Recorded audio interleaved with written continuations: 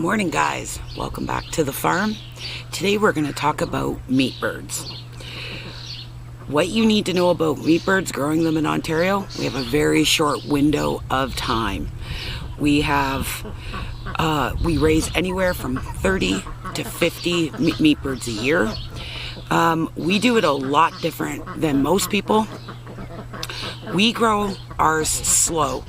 We don't grow them fast. We don't purchase any what they call here in Ontario grower finisher. We do it all natural.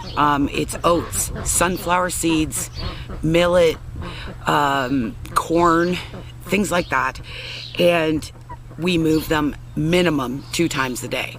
So once in the morning, once in the afternoon. If I feel that they have dug up my grass enough, we keep a whole quarter section of our property for just growing chickens. They cut our grass, they fertilize our grass for the next year, and then we move them the following year to a different spot. So last year we had it on our quarter acre over on the other side. We try to keep them under trees. We do nothing extravagant with our chickens.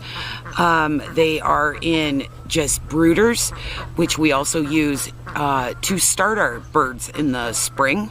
That's in our basement of our farmhouse, and they just basically live a really good life. Like I said, they're fed twice a day. Actually, we don't do this 12 on, 12 off. I find it really stresses out these birds. With the Cornish cross, they have a tendency to have heart attacks and things of that nature. Truthfully, I had a really rough time the first year I did it. I tried to do it by the book, and I found that I was stressing out my birds to the point where I had one that had such a bad heart attack and stroke that I basically had to put it into a cage, leave it there to let it heal. And then I was able to bring it back out, which then became an issue with the flock because they weren't used to that bird. So, you know, raising these birds, you got to know what you're doing, especially in our climate. We can go from super hot to super cold. How are you going to protect them outside from predators? We've had an issue this year a couple times with some raccoons, but they haven't touched our meat birds. We actually have a old Muscovy duck, and he basically prowls this whole property every night and basically keeps everything away. He's a pain in the butt, but he does a really good job protecting our meat birds. We don't know why, but he enjoys them, so we keep him around for that reason. The other thing with these birds is, do you cull them yourself or do you send them to a processing plant? We eat our own birds, we don't sell them, so we process all our birds here on property. I'm going to give you guys some pictures that I've taken. I literally just moved them and they've already eaten 90% of the grass, so they will be moved at noon. I do not let my chickens sit in filth. I think that is the most disgusting thing in the world. We do it in 2 to 3 batches. We don't do this, 50 at a time. We do it, like I said, really, really slow. So my birds, I haven't had any loss doing it this way, so I continue to do it the way that, works for me. And if that doesn't work for you and you want to give them the grower finisher and you want to get them in and out and into your freezer within a 6-week period, definitely do the grower. But we have time. So, and we have a lot of property to move them around in. So we just do what we do. And if that doesn't work for you, that's okay. If you want to give them that kind of feed, you go right ahead. We just choose not to spend the extra money, and we like a healthy animal, and they're perfectly healthy. Like I said, I'll show you pictures of them. These guys that I'm sitting in front of actually are my meat birds, and we got them in May, I believe, and they were in our house until June when the weather turned. So, and then we had some pretty cold nights. I was pretty concerned, but our brooders, we can actually tarp them so they get no wind whatsoever. But when it's a nice day like today, I can open up the whole brooder. There's always a rooster on the property when we're not here. They have fresh water. They've just been fed, but they're eating more grass than the feed.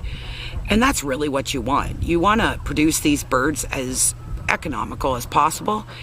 We pay $3.50 a piece, and then, like I said, we process them here on the property. So I don't have the processing fee because honestly, there is nowhere to take. Sorry about the duck. That is Harley. We don't have anywhere to take our chickens, our ducks, anywhere to process. So we had to learn how to do it ourselves here. Yes, we have a lot of ducks. So moving forward, it's knowing where your food comes from and knowing how it was raised. When I put these meat birds down for the year, I thank them. They have given me life. I have given them the best life possible. They've been protected from the sun. They have had a bit of sun, but not much, because that will stroke them out as well, as I have found in my experience. And they have ate grass, they've ate bugs, they've been a chicken. I find watching these industrial videos very disturbing. Everybody here on this farm is basically a free range, except for some turkeys that are worth an absorbent amount of money, and I will show them later. But our ducks are free range, our chickens are free range. We don't, our turkeys, there is a few of our turkeys that are a free range turkey because they just jump the fence and get out. But you know, you got to do what's right for you, and these birds deserve, whether they're a bird that's gonna fill your tummy in the middle of the winter, or they are your pet, you got to treat them right, and that's how you get your quality. I have never had anyone come to this farm and eat these chickens the way that I raised them and say that was the most disgusting thing ever. When they come here, they can see how they're being raised. So, you know, they're raised right, in my opinion. So if you want to try these birds, just remember a few things. Try to give them as much shade as you can. The heat will make them stroke out. And give them lots of fresh water. Give them grass. Let them be a chicken. You know, they do know how to be a chicken. And that's what a lot of people don't realize, is that these guys do enjoy eating grass and bugs and walking around and living, you know. So try it. Start with 10. See how you work out. Our brooders cost us maybe $20 to build. We have plywood on the top and chicken wire all the way around. And we have ducks in one, Muscovy ducks, and the meat birds, and they're all together. They're just fine. Anyone that says you can't mix stuff up, I have never had a problem. I have turkeys and chickens even together. So yeah, it's gonna get loud here in a second. So, you know, do what you can, do what's right for you, and grow your own meat. I mean, know where it comes from. You know, if you have the space to do it, do it. If you don't have the space, look on like Kijiji or Facebook Marketplace. There's always a farmer selling meat, and you can go to their farm. They will not be appalled if you say, "Can I see where these chickens were raised?" They will not care. So they would probably appreciate the fact that someone actually wants to see how their chickens are raised. If you don't like the environment, don't buy the meat, don't buy the chicken. You know, move on to the next one. Do your research. You know, there's a lot of YouTube videos on growing meat birds. I think Cog Hill Farm, but he's in the southern the southern climate, he does a fantastic playlist on growing a meat bird. He's a lot like us. He's on hills and stuff. That's why we have the brooders that we do, and we like it for in case there's an injured bird after we're done this, and we can use these brooders for multiple different things. So take your hand at it, try it. Meat birds are not that hard. They give you a lot back, and I think that's super important. And so I try to give them everything I can to keep them as healthy as possible. Like I said, I've had zero loss. I have smaller ones in another brooder, which I'm going to take pictures and show you. And then, you know, do what you can do. If you only have enough room to raise 5, raise 5.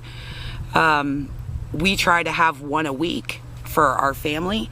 And the other thing I don't do is I don't slaughter at 6 weeks. I have a tendency to keep mine for 3 months, 4 months, the entire summer, and then we do small batch processing. We are a fairly large family, so if I was to process it at 6 weeks, I'd have to cook 3 of these for 1 meal. Well, that's not cost effective. So growing them the way I do, they just keep growing until I like the size, and then we process. I hope this really helps. You know, raising our own food here in Ontario, our prices are getting scary. Grow what you can grow, do what you can do, and if you can't do it, then see if you can find somebody else that can. And, you know, help a farmer out, you know, and that's what we do. We don't have any cattle here, so we buy from a local guy. Just do what you can do. Thanks so much for coming to the farm. Sorry if it was a little loud. Harley's a little going over there. And I hope to see you again. Thanks for coming. Bye.